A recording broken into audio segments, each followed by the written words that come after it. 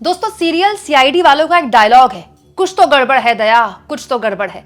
लेकिन पंजाब सरकार ने, भगवंत मान सरकार ने जो पिछले 24 घंटे में 360 डिग्री यू टर्न लिया है किसान आंदोलन मामले में, उसको देखकर लग रहा है यहां तो सब कुछ गड़बड़ है।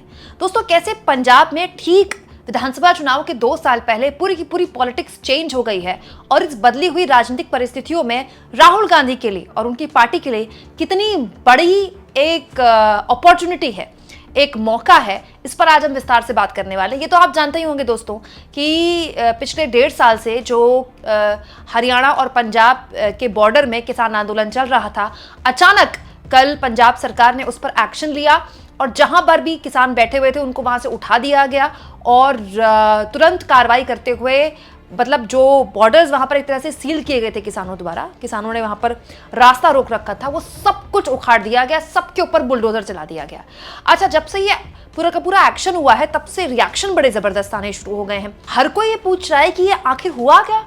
दिल्ली चुनाव हारने के बाद क्या अरविंद केजरीवाल को इतना बड़ा झटका लगा है कि वो इतना बड़ा गलत फैसला ले रहे हैं। मतलब अरविंद केजरीवाल और उनकी आम आदमी पार्टी ने किसान आंदोलन का समर्थन किया है, संसद से लेकर सड़क तक। यही नहीं दोस्तों, पंजाब सरकार, पंजाब की भगवंत मान सरकार तो केंद्र और किसानों के बीच एक मीडिएटर का काम करती रही। तो फिर भगवंत मान को अचानक से क्या हुआ? किसानों को उन्होंने उठा दिया और उसके बाद उन्हें हिरासत में लेने की धमकी भी देने लगे। दोस्तों अब जो चर्चा निकल कर आई है वो बहुत सी बातें साफ करती है। पहली बात तो ये कि दिल्ली हारने के बाद अरविंद केजरीवाल के पास पंजाब के अलावा कोई विकल्प नहीं बचा है। कुछ दिन पहले वो पंजाब में थे, अस्पतालों में निरीक्षण कर रहे थे और बता रहे थे कि देखिए पंजाब सरकार लगातार एक्शन में है। उन्होंने ये भी बताया कि भगवंत मान अपना कार्यकाल पूरा करेंगे। तो जो अटकलबाजी थी कि क्या वो सीएम बन जाएंगे पंजाब के या वो उपचुनाव लड़ लेंगे, तो सारी अटकलबाजी पर उन्होंने विराम लगा दिया। इसके अलावा दोस्तों पंजाब में भगवंत मान हाल के दिनों में बुलडोजर वाला एक्शन खूब कर रहे हैं।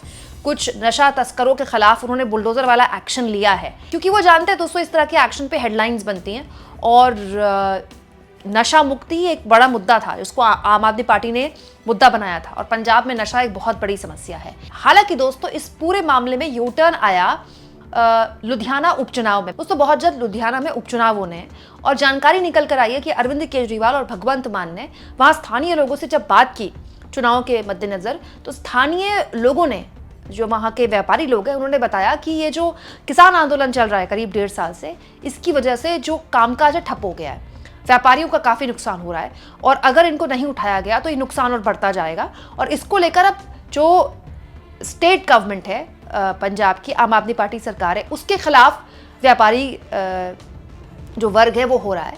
और अब माना यह जा रहा है कि वो सीक्रेट मीटिंग में जो आसपास के व्यवसायियों ने बताया तो भगवंत मान ने एक्शन लिया और उसके बाद ये रिएक्शन देखने को मिला। हालांकि दोस्तों सच्चाई ये है कि 2 साल बाद जिस पंजाब में चुनाव होने हैं वो कृषि प्रधान देश है। दोस्तों पंजाब और हरियाणा देश का पेट भरने वाले राज्य हैं। पंजाब में सबसे ज्यादा किसान है, सबसे बड़ी तादाद में किसान है और सबसे ज्यादा समृद्ध किसान है। ये वो किसान है जो लगातार, चाहे वो 3 कृषि कानूनों के खिलाफ आंदोलन हुआ हो दिल्ली के बॉर्डर में, तब भी इन किसानों ने धरना दिया और फिर उन्हीं किसानों की फिर से मांग थी अलग अलग मुद्दों को लेकर, और ये मांग लगातार पिछले कई महीनों से चल रही थी। दोस्तों इसके पीछे कई सारी थ्योरीज बताई जा रही। कहने वाले ये भी कह रहे हैं कि क्योंकि भगवंत मान के बाद समझ में आ गई थी कि ये जो मांगे लेकर बैठे हैं किसान, बेसिकली इनकी लगभग सारी मांगे केंद्र सरकार ही पूरी कर सकती है।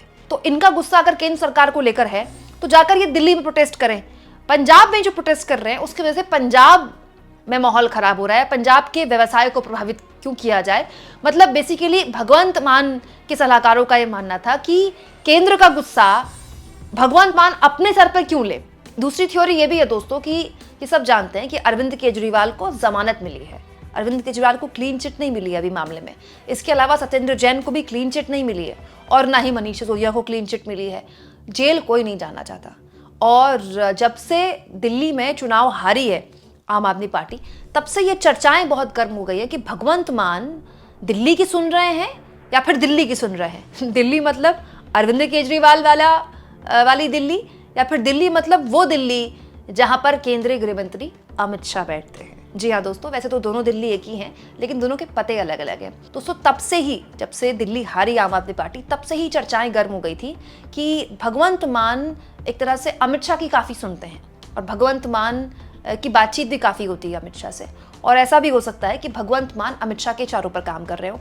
हालांकि ये बहुत जल्दबाजी होगा कहना, क्योंकि इतना बड़ा फैसला अगर भगवंत मान ने लिया है तो बिना अरविंद केजरीवाल को कॉन्फिडेंस में लिए हुए लिया हो, ये हो ही नहीं सकता।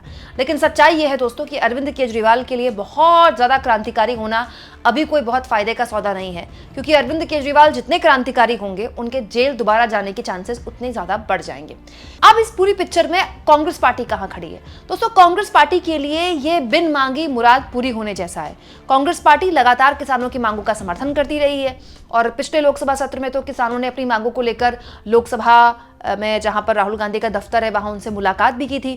राहुल गांधी ने इसको मुद्दा बनाने की भी कोशिश की थी कि देखो किसान मुझसे मिलने आ रहे हैं लेकिन उनको अंदर जाने का मौका नहीं दिया जा रहा है। किसानों की मांगों पर लगातार राहुल गांधी समर्थन देते रहे हैं और यहाँ जब से एक्शन हुआ है, पंजाब सरकार ने जब से किसानों पर एक्शन लिया, उनका आंदोलन खत्म करवा दिया जबरन, तब से जो पंजाब की कांग्रेस इकाई है वो और एक तरह से अटैकिंग मोड में आ गई है। और तो और हरियाणा की जो कांग्रेस है उसने भी अटैक करना शुरू कर दिया है। दोस्तों पंजाब में जितना आम आदमी पार्टी अनपॉपुलर होगी कांग्रेस के लिए उतना फायदा है, क्योंकि दोस्तों बीजेपी का वहां कोई वजूद नहीं है। हालांकि कांग्रेस के लिए भी चुनौतियां हैं। कांग्रेस के अंदर, संगठन के अंदर क्या इतनी ताकत है कि वो अपने दम पर एक बार फिर सरकार बना ले? अमरिंदर गिल के जाने के बाद एक वैक्यूम कांग्रेस के अंदर भी पैदा हुआ है।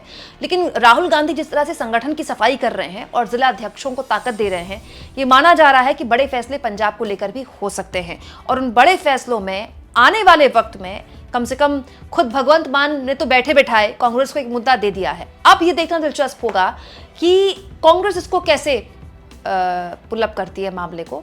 हालांकि दोस्तों पंजाब के चुनाव में हमेशा से मिजाज अलग देखने को मिला है। पंजाब का जो राजनीतिक परिदृश्य है ना, वो देश के बाकी राज्यों से बिल्कुल अलग है।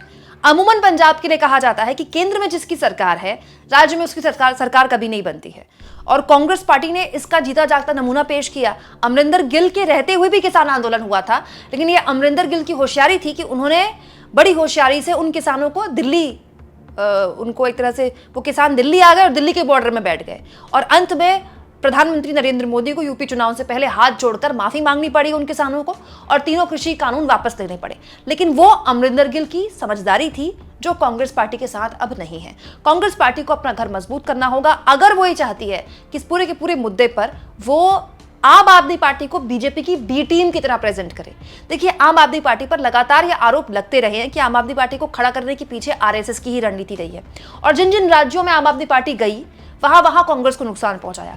हरियाणा में करीब 12 सीटों में आम आदमी पार्टी चुनाव लड़ी जहां पर कांग्रेस को नुकसान हुआ। पिछली बार गुजरात में आम आदमी पार्टी की सीटें भी आई और बहुत बड़ा वोट शेयर भी उसको मिल गया जिससे कांग्रेस को नुकसान हुआ। दोस्तों आम आदमी पार्टी ने न केवल कांग्रेस को नुकसान पहुंचाया है बल्कि वोट कटवा बन के उन राज्यों में बीजेपी के लिए राह आसान भी की है।